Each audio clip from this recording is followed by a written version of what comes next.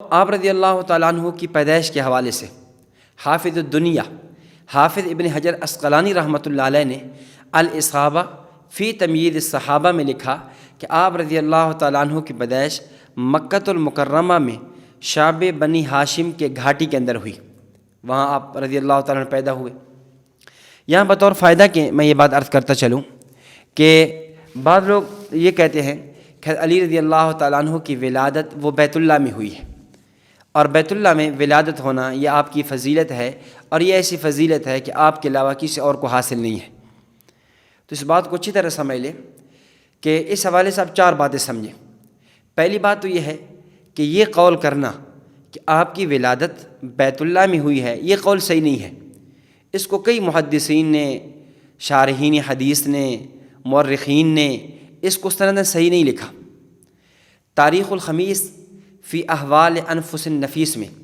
علامہ محمد بن حسن الدیار البکری رحمۃ اللہ علیہ فرماتے ہیں کہ وَيُقَالُ كَانَتْ وِلَادَتُهُ فِي جَوْفِ الْكَعْبَةِ لَمْ يَثْبُتْ، کہ یہ جو قول کیا جاتا ہے، یہ جو کہا جاتا ہے کہ آپ کی ولادت بیت اللہ میں ہوئی ہے، یہ قول ثابت نہیں ہے، یہ قول ٹھیک نہیں ہے، اور یہی بات اور محدثین نے بھی لکھی ہے۔ تو لہذا آپ رضی اللہ تعالیٰ عنہ کے بارے میں یہ کہنا کہ آپ کی ولادت بیت اللہ میں ہوئی ہے، یہ صحیح نہیں ہے۔ نمبر دو، بیت اللہ، کعبۃ اللہ، یہ جائے عبادت ہے، جائے ولادت نہیں ہے۔ یہ عبادت کی جگہ ہے، یہ ولادت کی جگہ نہیں ہے کہ یہاں جو ہے ولادت ہو۔ اور تیسری بات یہ ہے کہ اگر بیت اللہ کے اندر آپ کی ولادت کا ہونا یا آپ کے لیے فضیلت کی بات ہوتی تو یہ وہ فضیلت جناب رسالت آپ صلی اللہ علیہ وسلم نے جہاں آپ رضی اللہ تعالیٰ عنہ کے اور فضائل و مناقب بیان فرمائے تو وہاں پر ان فضائل میں سے یہ فضیلت بھی بیان فرماتے۔ حضرات صحابہ کرام رضوان اللہ علیہم اجمعین نے حضرت علی رضی اللہ تعالیٰ عنہ کے جہاں دیگر فضائل و مناقب بیان کیے تو ان میں یہ فضیلت بھی بیان فرمائی ہوتی۔ نہ اللہ کے نبی صلی اللہ علیہ وسلم سے یہ فضیلت بیان کرنا ثابت ہے، نہ صحابہ کرام سے ثابت ہے، اور نہ ہی خود شیر خدا حضرت علی رضی اللہ تعالیٰ عنہ سے یہ ثابت ہے۔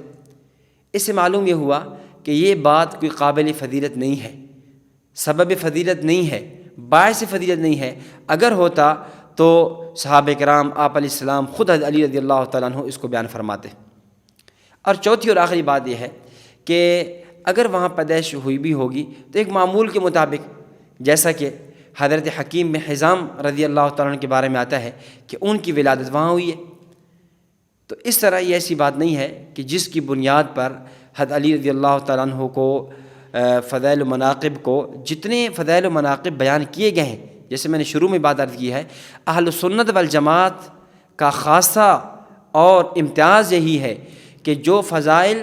قرآن و سنت سے اور صحابہ کرام رضوان اللہ علیہم اجمعین کی زبان مبارک سے ثابت ہیں، ہم ان کے معترف ہیں، ہم ان کے قرار کرتے ہیں، ہم ان کو بھرے مجموع میں بیان کرتے ہیں، اور ہم ان فضائل کی بنیاد پر آپ رضی اللہ تعالیٰ عنہ کے تذکرے کرتے ہیں۔